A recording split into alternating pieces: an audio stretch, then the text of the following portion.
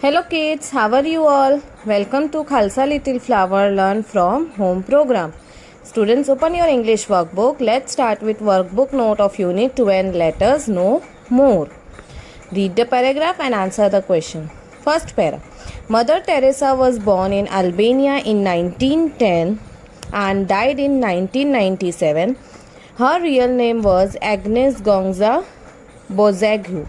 She became famous the world over for starting the Missionaries of Charity in Calcutta, India.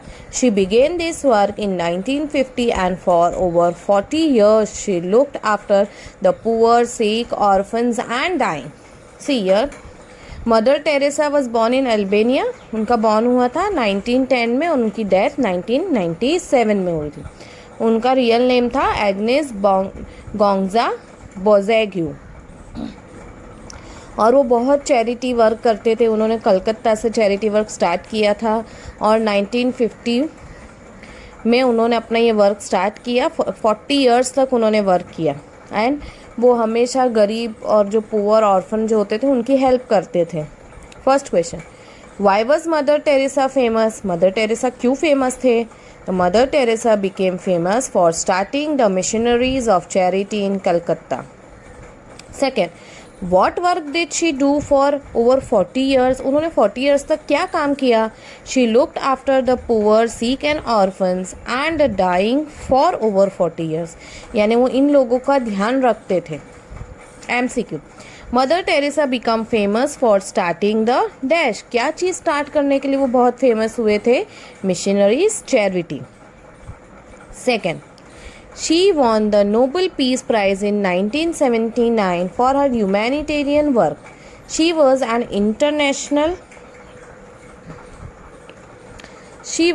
international symbol of charity, visiting many countries to help the poor children. ना उन्हें 1979 में Nobel peace prize मिला. उन्होंने जो ये work किया था, charity work और बाकी जो पुअर सिक की हेल्प करते थे इसके लिए, और उन्हें इंटरनेशनल सिंबल माना जाता था चैरिटी के लिए. उन्होंने बहुत सारी, खाली एक ही कंट्री में नहीं, बहुत कंट्री में उन्होंने वर्क किया. And international survey ranked her as the most admired person of 20th century. और उन्हें 20th सेंचुरी में सबसे ज़्यादा पसंद किए जाने वाले ह्यूमन का सर्वे में उनका रैंक आया था. First question, which award was given to Mother Teresa and why? उन्हें कौन सा अवार्ड मिला था? Mother Teresa won the Nobel piece prize in 1979 for her humanitarian work. Second, which lines in the passage depict that Mother Teresa's work was appreciated and loved? इसमें से कौन सी line में से ऐसा पता चल रहा है हमें कि मदर टेरेसा का जो काम था वो लोगों को बहुत पसंद था? In the passage, she was an international symbol of charity, visiting many countries to help the poor children. This line depicts the Mother Teresa's work was appreciated and loved. यानी इस लाइन से हमें पता चलता है कि उनका काम लोगों को बहुत पसंद आया था. MCQ, she won the dash for her humanitarian work. उन्हें क्या मिला था उनके ह्यूमैनिटेरियन वर्क के लिए? Nobel piece Prize. Now third para.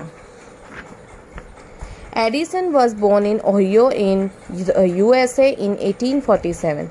At school, the teachers thought that his ideas were crazy and that he might have a learning difficulty. After that, his mother laughed. After that, his mother taught him at home. Now, Edison. Now we learn about one more very famous scientist, Edison, right? Thomas Alva Edison. Now he was born in Ohio, USA में 1847 उनका born. और school में जो teachers थे उन्हें ऐसा लगता था कि इनका जो पढ़ने का तरीका है वो बहुत ही अलग है, सो उनको लर्निंग में प्रॉब्लम होती है. तो उनकी मम्मी उन्हें घर में ही पढ़ाने लगे. He was full of curiosity and she encourage him to learn things for himself. ना उन्हें बहुत क्रियोसिटी थी नई नई चीज़ें जानने की, तो उनके मम्मा ने उनको और एनकरेज किया. He made working models of steam engine and steam powered sawmill and experimented with the chemical. Now filling the blanks. First one, Edison was born in, कहाँ उनका born हुआ था? Ohio in the USA in 1847. Second, Edison was full of curiosity. Now next MCQ. Edison's teacher thought that he had a dash. Edison के teacher क्या सोचते हैं कि उन्हें क्या है? Learning difficulty. B. Second, Edison was full of dash. उनके अंदर क्या था? क्रियोसिटी. C. क्रियोसिटी यानी नई नई चीज़ें जानना. Next, Edison's favourite invention was phonograph. He regarded it as a toy and designed toys that used a device including talking dolls and children pianos. अब एडिसन का सबसे फेवरेट इन्वेंशन क्या था? फोनोग्राफ. उन्हें ऐसा लगता था कि ये टॉय है और ऐसे उन्होंने बहुत सारे टॉयज़ डिज़ाइन किए जिसके अंदर डिवाइस हो, जैसे कि टॉकिंग डॉल, फिर बच्चों के लिए pianos. He improved up on it so that it could record and play music. अब उन्होंने जो फोनोग्राफ था उसे इतना इम्प्रूव किया कि उसके अंदर रिकॉर्डिंग भी होती थी और म्यूज़िक भी प्ले होता था. Filling the blanks. Edison's favourite invention was the dash. उनका फेवरेट इन्वेंशन क्या था? Phonograph. Next, Edison also improve the telephone system that had been invented by Alexander Graham Bell. He also invented the electric bell. This was one of his major inventions while he was trying to invent the electric bulb. He failed a number of times, but he did not give up. Now Edison जो था उन्होंने telephone को भी improved किया, systems को. Telephone was invented by Alexander Graham Bell, पर उसको और इम्प्रूव्ड किया. और इलेक्ट्रिक बेल इन्वेंट की थी एडिसन ने. और उनका जो सबसे बड़ा इन्वेंशन था वो इलेक्ट्रिक बल्ब. बहुत बार फेल हुए वो इन्वेंशन करने में, but he tried and he succeed. Filling the blanks. First one, Edison invented dash. उन्होंने क्या इन्वेंट किया था? Electric bulb. Second, the telephone system was invented by Alexander Graham Bell. MCQ. The dash was invented by Alexander Graham Bell. उन्होंने क्या invention किया था? Telephone system. D. Telephone system. Second, the dash invented electric bell. Electric bell किसने invent किया था? B. Edison.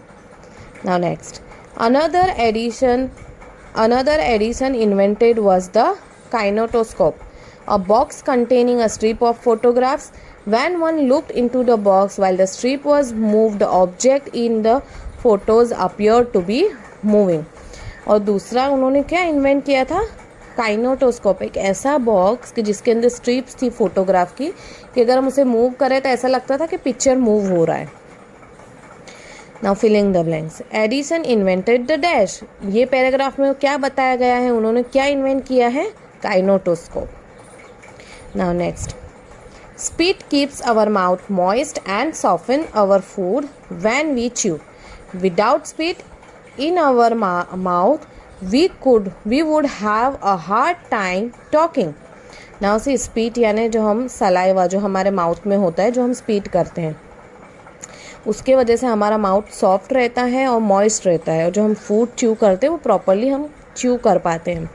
और spit के बिना हमारे माउथ में अगर स्पीट ना हो, सलाइवा ना हो, तो it would be hard to talking. बोलने में भी तकलीफ हो. We would find it even harder to swallow. But for some animals, spit works better after it has left the mouth. But हमारे लिए तो उसका ये सारा काम है कि हमें च्यू करने में आसानी होती है, स्वेलो करने में आसानी होती है. बट कुछ एनिमल्स के लिए जब वो स्पीट अपने माउथ से बाहर निकालते हैं तो उनके लिए काम आता है. Some animals are expert at surviving because they are expert in speakers. अब कुछ एनिमल्स हैं उन्हें सर्वाइव करने में भी हेल्प मिलती है क्योंकि वो एक्सपर्ट है स्पीट करने में. नाउ हम नेक्स्ट पैरा में देखेंगे कि क्या ऐसा क्या होता है. First question, why spit important for human being. Human being के लिए क्यों इम्पॉर्टेंट है?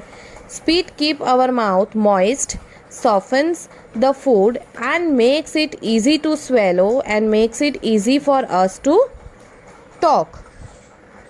स्पीट के वजह से हमारा माउथ मॉइस्ट रहता है, हम जो फूड च्यू करते हैं वो सॉफ्ट हो जाता है, और हमारे लिए स्वेलो करने में भी आसानी होती है, यानी निगलने में, और हमें बोलने में आसानी होती है.